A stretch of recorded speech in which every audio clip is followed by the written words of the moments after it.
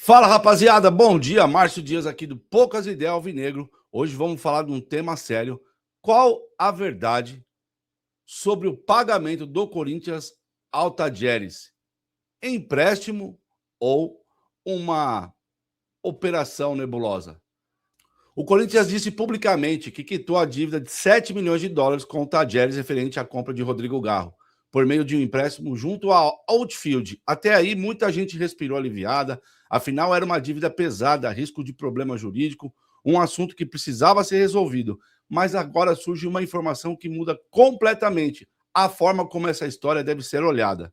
Porque, segundo a matéria do blog do Paulinho, a operação apresentada em ata do CORE não seria simplesmente um empréstimo comum. E é aqui que a Fiel precisa prestar muita atenção, porque uma coisa é o clube dizer: pegamos dinheiro emprestado, pagamos o Tadieres e vamos devolver em parcelas. Outra coisa é aparecer uma estrutura financeira mais complexa, com fundo, cotas, garantias, receitas futuras e perguntas sem respostas. Então fica comigo até o final, porque neste vídeo a gente vai montar esse quebra-cabeça passo a passo, sem achismo, sem condenar ninguém, mas também sem aceitar explicação pela metade.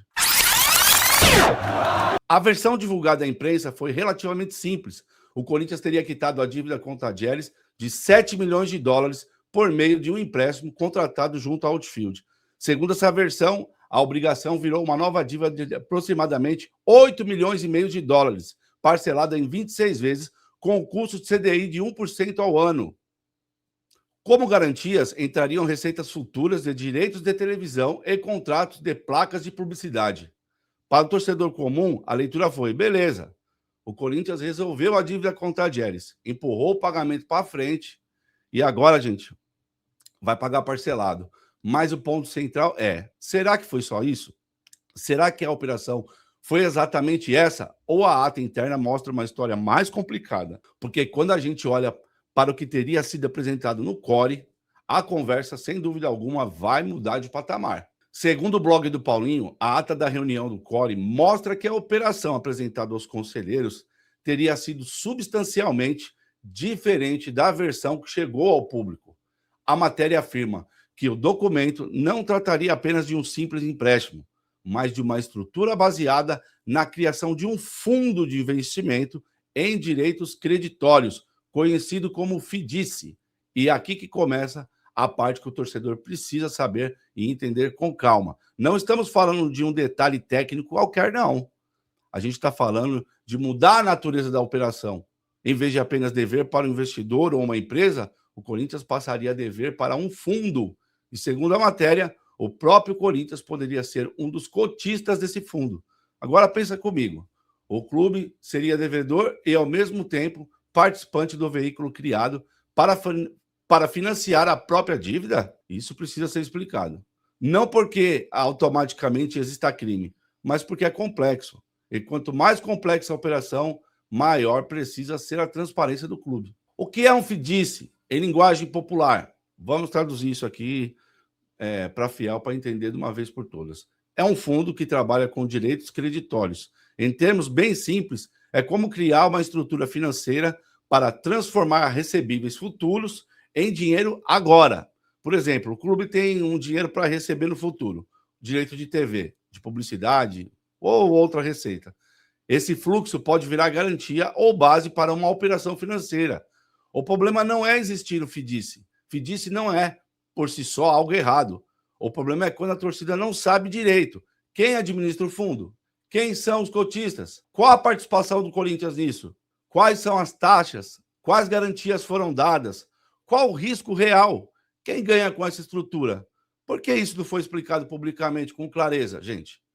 E é aí que a operação deixa de ser simples e vira uma caixa preta. Segundo a matéria, essa mudança teria acontecido durante uma auditoria, a chamada due diligence. É umas palavras difíceis, né? Mas a gente vai entendendo aqui na medida do possível. A matéria afirma que, originalmente, a operação seria um financiamento convencional. O investidor pagaria o Tadieres e o Corinthians devolveria o dinheiro em parcelas. Mas durante a due diligence, o negócio teria sido alterado. Segundo o texto, além da exigência de uma garantia adicional envolvendo receitas da Federação Paulista de Futebol, teria sido escolhida a criação da FIDICE. E aí vem uma pergunta fundamental. Quem autorizou essa mudança? Isso passou pelo Conselho Deliberativo? Foi votado? Foi explicado? Houve parecer jurídico de alguém ou não? Houve alguma análise de risco? Alguma comparação entre a operação original e essa nova estrutura aí?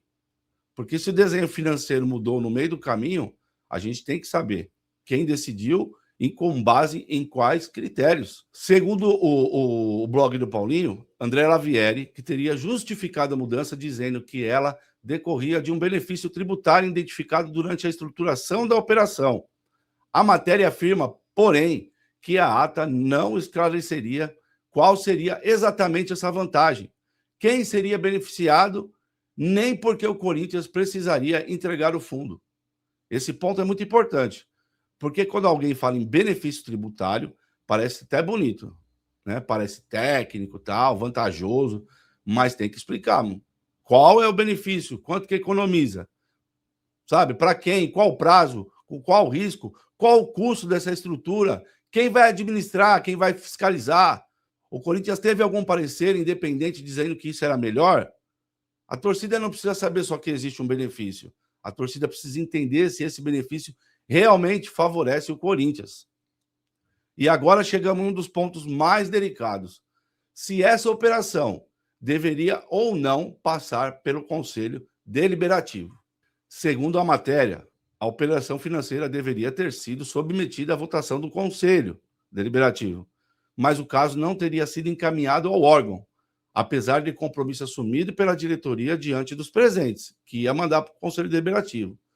Aqui a pergunta é pesada. Por quê? Se a operação envolvia dívida, garantias, receitas futuras e uma estrutura financeira sofisticada, por que não levar ao Conselho? O Conselho Deliberativo existe justamente para isso, para fiscalizar, para debater, para aprovar decisões importantes e para proteger o clube.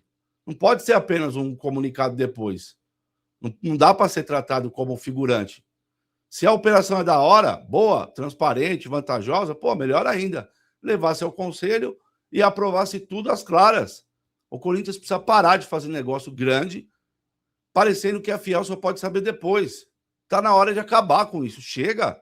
A matéria também lista pessoas que, segundo o blog do Paulinho, tinham conhecimento dessa estrutura financeira baseada no fundo e estavam presentes na reunião.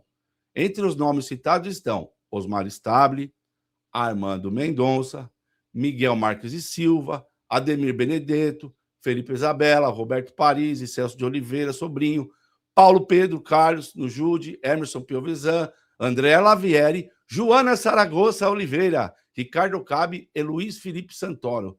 E aqui não é para condenar ninguém, mas é para cobrar. Quem estava na reunião entendeu a operação? Vocês questionaram? Alguém pediu detalhe? Pediu votação no conselho? Pediu parecer? Pediu transparência? Porque se várias pessoas sabiam que havia uma estrutura mais complexa do que a versão divulgada para a torcida, então a pergunta é, por que a fiel torcida recebeu uma explicação tão simples? A matéria ainda levanta um outro ponto político interno. Segundo o texto, o documento registraria Leonardo Pantaleão como membro licenciado do CORE, mas não teria havido pedido formal de licença. O blog do Paulinho afirma que se Pantaleão estivesse de fato licenciado, a Maria Ângela Ocampos deveria ter sido convocada como substituta no CORE e, consequentemente, para assumir a presidência da Comissão de Ética, o que não teria ocorrido. Esse trecho mostra que o problema não é só financeiro, é institucional, é governança, regra interna e quem ocupa cargo, quem substitui quem decide as coisas e quem fiscaliza. Quando a política interna fica confusa, o financeiro também fica muito mais difícil de acompanhar, gente. Não tem jeito. Então, vamos resumir as perguntas que o Corinthians precisa responder. Foi empréstimo simples ou FIDICE? Quem decidiu mudar a estrutura da operação? Qual era o benefício tributário? Quem seria beneficiado? Quem administra o fundo, Corinthians? Quem são os cotistas?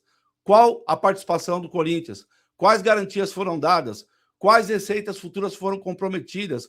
Por que a operação não foi levada ao Conselho Deliberativo? Quem aprovou? Quem fiscalizou? E por que a torcida só recebe explicação pela metade?